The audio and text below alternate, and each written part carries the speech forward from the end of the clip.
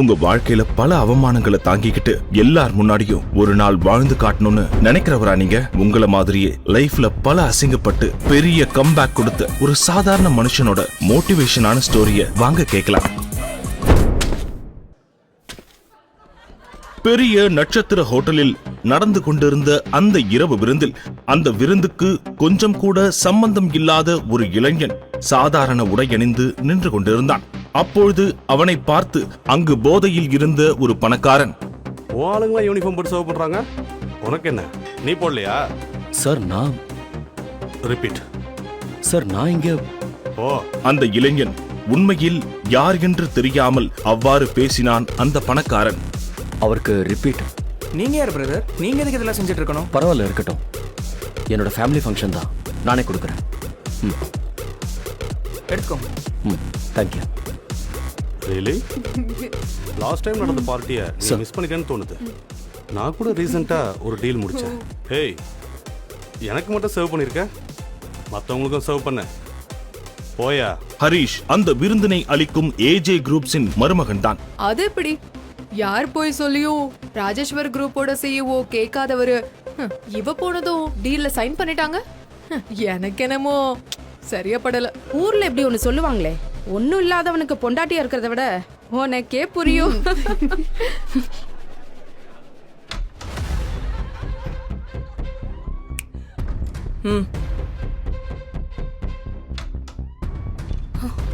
ஊர்ல இருக்க பெரிய பெரிய கெஸ்ட் எல்லாம் வந்திருக்காங்க. முகத்தை கூட காட்டாம அப்படி இங்க வந்து என்ன பண்ணிட்டு இருக்க?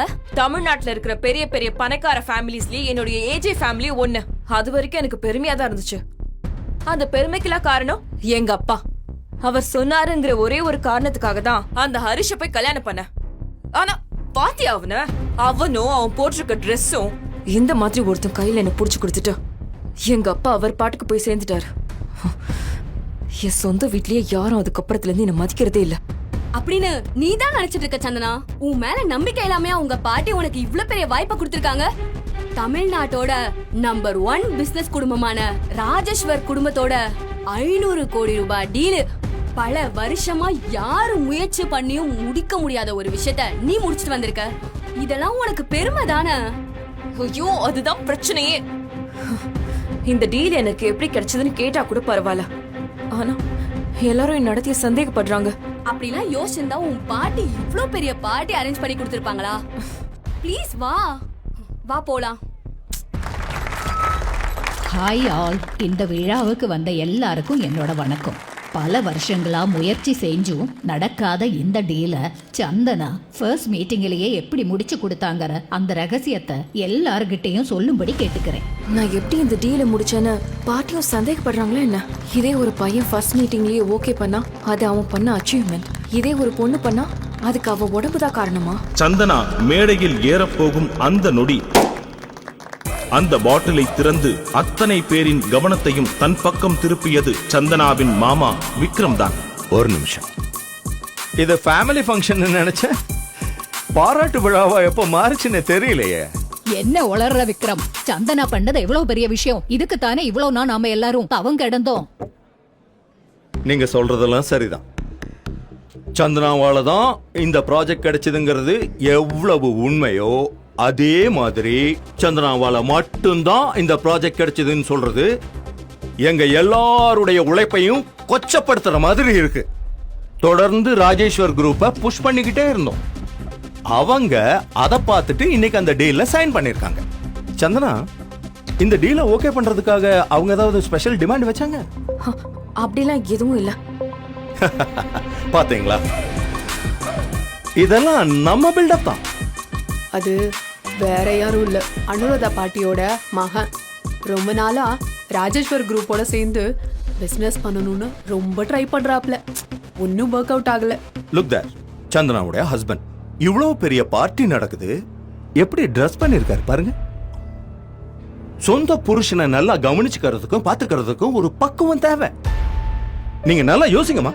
ப்ராஜெக்ட சைன் பண்றது ரொம்ப ஈஸி, ஆனா அத பெஸ்டா முடிச்சு கொடுக்கறது தான் ரொம்ப கஷ்டம். யாரும் தந்திரமா பேசி என்னோட உழைப்ப திருடி பேர் வாங்க ஆசைப்பட வேண்டாம். இது என்னுடைய ப்ராஜெக்ட். இதை எப்படி நல்லபடியா கொண்டு போய் முடிக்கணும்னு எனக்கு தெரியும். போதும், நிறுத்து சந்தனா. இத்தனை பேர் இருக்கிற இடத்துல பெரியவங்கள இப்படிதான் பேசுவாங்களா? விக்ரம் சொன்ன மாதிரி உனக்கு பக்குவமே இல்ல. நியாயமா பார்த்தா இத்தனை வருஷமா இந்த ப்ராஜெக்ட்டுக்கு கஷ்டப்பட்டது விக்ரம் தான். சோ இன்னையில இருந்து இந்த ப்ராஜெக்டோட முழு பொறுப்பை நான் விக்ரம் கிட்ட ஒப்படைக்கிறேன். அத்தனை பேரும் கைத்தட்டி ஆரவாரம் செய்ய சந்தனா மட்டும் விக்ரமை முறைத்துக் கொண்டே அங்கிருந்து சென்றார். சந்தனாவை வெறுப்பேற்ற ஆசைப்பட்ட விக்ரம் வேண்டுமென்றே கூட்டத்தினரை அழைத்து அவர்களை மகிழ்விக்கும் விதமாக பேசினான். இன்னைக்கு நான் ரொம்ப சந்தோஷமா இருக்கேன். உங்களுக்கு பிடிச்சதை வாங்கி சாப்பிடுங்க, உங்களுக்கு பிடிச்ச ட்ரிங்கை கேட்டு குடிங்க. The entire party's bill is on me.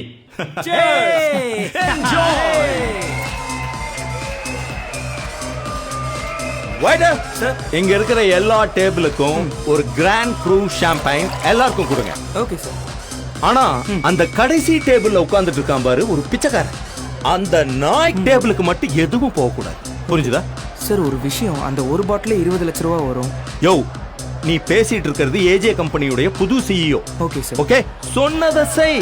Party hot guys, party hot. டேபிளை நோக்கி சர்வர் வைன் பாட்டிலுடன் வந்து நிற்க ஹரிஷ் அதை வாங்காமல் மறுத்து பேசினான். ஆனால் உச்சகட்ட வெறுப்பில் இருந்த சந்தனா ஹரிஷ் பேச்சை கேட்காமல் குடிக்க ஆரம்பித்தாள். சார் நீங்க போங்க சார். ஏய், எங்க போற? போய் 2 பாட்டில் கொண்டு வா போ. சந்தனா பேச்சை தட்ட முடியாத சர்வர் மீண்டும் அவளுக்கு பரிமாறினான். அதை அவளிடமிருந்து ஹரிஷ் பிடுங்க முயல சந்தனா கோபமடைந்தாள். சொன்ன கேளு. ஏய், உனக்கு என்னதான் வேணும்? நான் நாசமா போனோம் அதெல்லாம் அதானே? இல்ல. டேய் புஷா, நீயும் சரி, என் உழைப்புல புடுங்கினா பாரு, அவனையும் சரி செய்வேன். வச்சு செய்ய போற பாரு, இரு இரு. எல்லாரையும் வச்சு செய்வேன். ஏன் கத்துற? யாரையும் விட மாட்டேன் நானு. ஏய், எல்லாரையும் பழி வாங்குவேன். ஓ, உட்கார். இதுல பில்லோட சேர்த்து உன் டிப்ஸ் எவ்வளவு வேணாலும் ஸ்வைப் பண்ணிக்கோ. விக்ரம் கொடுத்த கார்டை சர்வர் ஸ்வைப் செய்ய அந்த கார்டு வேலை செய்யவில்லை. படிக்காத தற்குறியா நீ? என் கார்டுல 5 crores இருக்கு. You know that? சார், உங்க bill 7 crores plus taxes sir. What? தான் எதிர்பார்க்காத ஒரு மிகப்பெரிய தொகை பில்லில் வந்திருப்பதை பார்த்து விக்ரம் அதிர்ச்சியானான். விக்ரமை சமாளிக்க முடியாத அந்த சர்வர் ஹோட்டலின் மேனேஜிங் டைரக்டருக்கு போன் செய்தான்.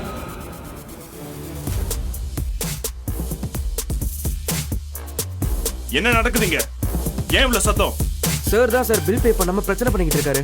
What's the problem? விக்ரம் தன்னுடைய ஹோட்டலை குறை சொல்ல ஆரம்பிக்க சந்தேகப்பட்ட தீபக் பில்லை வாங்கி படித்து பார்த்தான். பிறகு பிரச்சனை விக்ரமிடம்தான் என்று புரிந்து கொண்டு, மைண்ட் யுவர் வேர்ட்ஸ், நீங்க கேட்ட இம்போர்ட்டட் வைன்ஸ் தான் நாங்க சர்வ் பண்ணிருக்கோம். மரியாதையா பில்ல கட்டிட்டு போங்க. விக்ரம், சாரி தீபக், என் பையன் மேலதான் தப்பு இருக்கு. அதுக்காக நான் மன்னிப்பு கேக்குறேன். Sorry mister Deepak. நம்மள மாதிரி பெரிய ஆளுங்களுக்குள்ள இப்படி எல்லாம் சண்டை வரக்கூடாது. அந்த 7 கோடியை எப்படியாவது பே பண்ணிடுறேன். ஆனா ஒரு ரெக்வெஸ்ட், அந்த கடைசி டேபிள்ல இருக்கான் பாருங்க, நாயை விட கேவலமான ஒருத்தன், அவன் பில்ல மட்டும் அவங்கிட்டே கலெக்ட் பண்ணுங்க. ஹேய் மச்சி ஹரிஷ், ஏய் எப்படிடா இருக்க? என்னடா இது கோலம்? தி கிரேட் ராஜேஸ்வர் வீட்ல தானே இருக்கணும். இங்க என்னடா பண்ணிட்டு இருக்க? தமிழ்நாட்டோட டாப் பணக்காரன் இவன் ஏன் ஒரு மிடில் கிளாஸ் பையன் ஹரீஷ இப்படி சொந்தம் கொண்டாடுறான்? ஹரீஷ பார்த்து ஏன் அவன் ராஜேஸ்வர் வீட்டுல இருக்க வேண்டியவன்னு சொல்றான்? வெயிட்டர் சார், ஹரிஷ் என் ஸ்கூல் ஃப்ரெண்ட் தான். ஃப்ரீயா கொடுத்தா அவனுக்கு பிடிக்காது. அதனால இந்த டேபிளுக்கு மட்டும் 50% டிஸ்கவுண்ட் போடு. அப்படி பார்த்தா நாங்களும் உங்க ஃப்ரெண்ட் ஹரீஷோட ஃபேமிலி தான். எங்களுக்கும் 50% டிஸ்கவுண்ட் பண்ணி கொடுங்க தீபக். உங்க பையன் விக்ரம் தான் என் ஃப்ரெண்ட தெருநாய் பொறுக்கி அப்படியெல்லாம் சொல்லிட்டு இருந்தார். இப்போ உங்க கோபம் ரோஷம் எல்லாம் 7 கோடி பில்லு பார்த்ததும் காணாம போயிடுச்சா? ஏ ஹரிஷ், ஸ்வைப் பண்ணு ஸ்வைப் பண்ணு. எப்படியும் டிக்ளைன் தான் வரப்போகுது. Success sir, thank you. வாட்? ஏண்டா நீயும் பணக்கார ஃப்ரெண்டும் எங்களை அவமானப்படுத்தணும்னு இந்த மாதிரி பண்றீங்களாடா? தூக்குடா அவங்கள. ஏய் ஓ,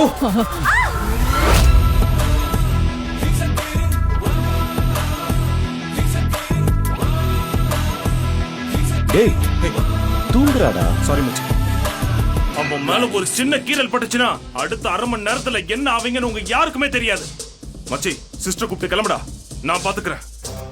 தீபக் சொன்னதை கேட்ட ஹரிஷ் அந்த இடத்தை விட்டு சந்தனாவுடன் நடக்க ஆரம்பித்தான். அத்தனை பேரும் மிரண்டு போய் அவனையே பார்த்து கொண்டிருந்தனர். சியர்ஸ். 1 கோடி பில் கட்டுற அளவுக்கு ஹரிஷ் கிட்ட ஏது பணம்? ஒருவேளை ஹரிஷ் பணக்காரனா இருந்தா அதை எதுக்காக அவன் பொண்டாட்டி சந்தனா கிட்ட மறைக்கணும்? தமிழ்நாட்டோட நம்பர் 1 பணக்கார குடும்பம் ராஜேஸ்வர் குரூப்ஸுக்கும் ஹரிஷுக்கும் என்ன சம்பந்தம்?